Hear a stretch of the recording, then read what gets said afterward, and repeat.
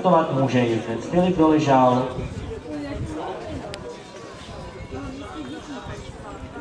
s koněm Konaro, reprezentující Český jezdecký klub. Původ tohoto koně jsem již představoval jednou, došlo k jakési záměně s koněm kapitán Jack Sparrow, tak vám to zopakuju ještě jednou. Konaro je tedy holštín po otci Con Air. Con Air, jak jsem ji zmínil, byl mimořádný internacionální kůň Otto Beckera. Otto Becker dnes šéf-trenér německé spolkové reprezentace. Con Air, kombinace Contender krát Carolus 1, takže skutečně celebritami nabitý rodokmen.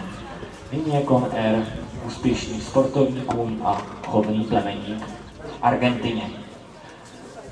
Maminka tohoto koně Lamy je pohřekci Linaro, rovněž řebec od majetku Holštýnského svazu, náležející k linii Lady Killer.